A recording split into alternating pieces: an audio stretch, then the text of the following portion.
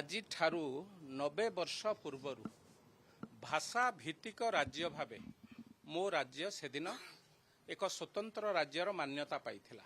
ଭାଷା ଭିତ୍ତିକ ଭାରତବର୍ଷରେ ଗୋଟିଏ ରାଜ୍ୟ। ଆଉ 10 ବର୍ଷ ପରେ ତାହା 100 ବର୍ଷ ପୂର୍ତ୍ତି ପାଳନ କରିବ।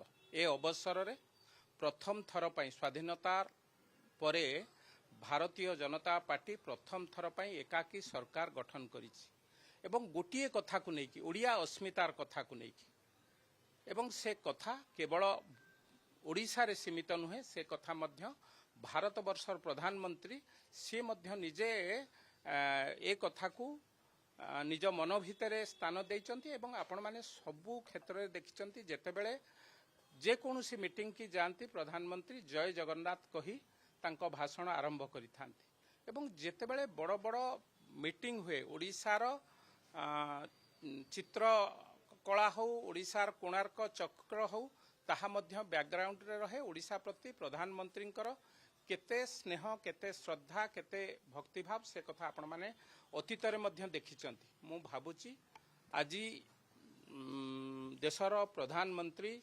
ପୃଥିବୀର ଅନ୍ୟତମ ସର୍ବଶ୍ରେଷ୍ଠ ନେତୃତ୍ୱ ଶ୍ରୀଯୁକ୍ତ ନରେନ୍ଦ୍ର ମୋଦି ଓଡ଼ିଆ ଲୋକଙ୍କ ପ୍ରତି ତାଙ୍କର ମନୋଭାବକୁ ଦର୍ଶାଇଛନ୍ତି।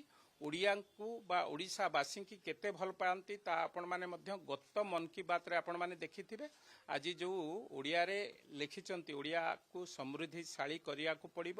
ଅତୀତରେ ହଜାର ହଜାର ବର୍ଷ ପୂର୍ବରୁ ଏ ଜାତି ଏକ ସମୃଦ୍ଧିଶାଳୀ ଜାତି ଥିଲା, ଏ ଜାତି ଏକ ଶ୍ରେଷ୍ଠ ଜାତି ଥିଲା।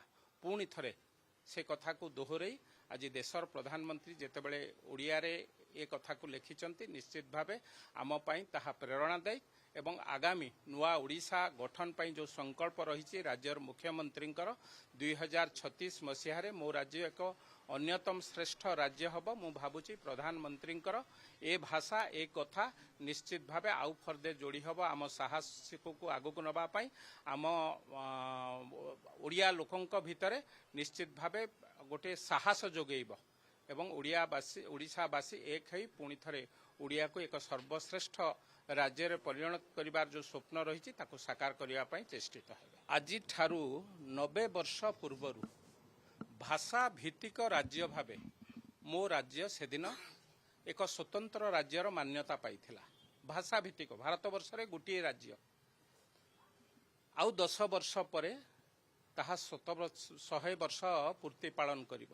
ଏ ଅବସରରେ ପ୍ରଥମ ଥର ପାଇଁ ସ୍ୱାଧୀନତା ପରେ ଭାରତୀୟ ଜନତା ପାର୍ଟି ପ୍ରଥମ ଥର ପାଇଁ ଏକାକୀ ସରକାର ଗଠନ କରିଛି ଏବଂ ଗୋଟିଏ କଥାକୁ ନେଇକି ଓଡ଼ିଆ अस्मितार କଥାକୁ ନେଇକି ଏବଂ ସେ କଥା କେବଳ ଓଡ଼ିଶାରେ ସୀମିତ ନୁହେଁ, ସେ କଥା ମଧ୍ୟ ଭାରତବର୍ଷର ପ୍ରଧାନମନ୍ତ୍ରୀ ସେ ମଧ୍ୟ ନିଜେ ଏ କଥାକୁ ନିଜ ମନ ଭିତରେ ସ୍ଥାନ ଦେଇଛନ୍ତି ଏବଂ ଆପଣମାନେ ସବୁ କ୍ଷେତ୍ରରେ ଦେଖିଛନ୍ତି ଯେତେବେଳେ ଯେକୌଣସି ମିଟିଂ କି ଯାଆନ୍ତି ପ୍ରଧାନମନ୍ତ୍ରୀ ଜୟ ଜଗନ୍ନାଥ କହି ତାଙ୍କ ଭାଷଣ ଆରମ୍ଭ କରିଥାନ୍ତି ଏବଂ ଯେତେବେଳେ ବଡ଼ ବଡ଼ ମିଟିଂ ହୁଏ ଓଡ଼ିଶାର ଚିତ୍ର କଳା ହଉ ଓଡ଼ିଶାର କୋଣାର୍କ ଚକ୍ର ହଉ ତାହା ମଧ୍ୟ ବ୍ୟାକଗ୍ରାଉଣ୍ଡରେ ରହେ। ଓଡ଼ିଶା ପ୍ରତି ପ୍ରଧାନମନ୍ତ୍ରୀଙ୍କର କେତେ ସ୍ନେହ କେତେ ଶ୍ରଦ୍ଧା କେତେ ଭକ୍ତିଭାବ ସେ କଥା ଆପଣମାନେ ଅତୀତରେ ମଧ୍ୟ ଦେଖିଛନ୍ତି। ମୁଁ ଭାବୁଛି ଆଜି ଦେଶର ପ୍ରଧାନମନ୍ତ୍ରୀ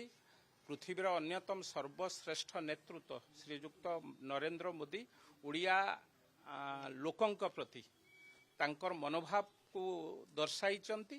ଓଡ଼ିଆଙ୍କୁ ବା ଓଡ଼ିଶାବାସୀଙ୍କୁ କେତେ ଭଲ ପାଆନ୍ତି ତା ଆପଣମାନେ ମଧ୍ୟ ଗତ ମନ୍ କି ବାତ୍ରେ ଆପଣମାନେ ଦେଖିଥିବେ। ଆଜି ଯେଉଁ ଓଡ଼ିଆରେ ଲେଖିଛନ୍ତି ଓଡ଼ିଆକୁ ସମୃଦ୍ଧିଶାଳୀ କରିବାକୁ ପଡ଼ିବ। ଅତୀତରେ ହଜାର ହଜାର ବର୍ଷ ପୂର୍ବରୁ ଏ ଜାତି ଏକ ସମୃଦ୍ଧିଶାଳୀ ଜାତି ଥିଲା, ଏ ଜାତି ଏକ ଶ୍ରେଷ୍ଠ ଜାତି ଥିଲା। ପୁଣି ଥରେ ସେ କଥାକୁ ଦୋହରାଇ ଆଜି ଦେଶର ପ୍ରଧାନମନ୍ତ୍ରୀ ଯେତେବେଳେ ଓଡ଼ିଆରେ ଏ କଥାକୁ ଲେଖିଛନ୍ତି ନିଶ୍ଚିତ ଭାବେ ଆମ ପାଇଁ ତାହା ପ୍ରେରଣାଦାୟୀ ଏବଂ ଆଗାମୀ ନୂଆ ଓଡ଼ିଶା ଗଠନ ପାଇଁ ଯେଉଁ ସଂକଳ୍ପ ରହିଛି ରାଜ୍ୟର ମୁଖ୍ୟମନ୍ତ୍ରୀଙ୍କର 2036 ମସିହାରେ ମୋ ରାଜ୍ୟ ଏକ ଅନ୍ୟତମ ଶ୍ରେଷ୍ଠ ରାଜ୍ୟ ହେବ। ମୁଁ ଭାବୁଛି ପ୍ରଧାନମନ୍ତ୍ରୀଙ୍କର ଏ ଭାଷା ଏ କଥା ନିଶ୍ଚିତ ଭାବେ ଆଉ ଫର୍ଦେ ଯୋଡ଼ି ହେବ ଆମ ସାହସିକକୁ ଆଗକୁ ନେବା ପାଇଁ।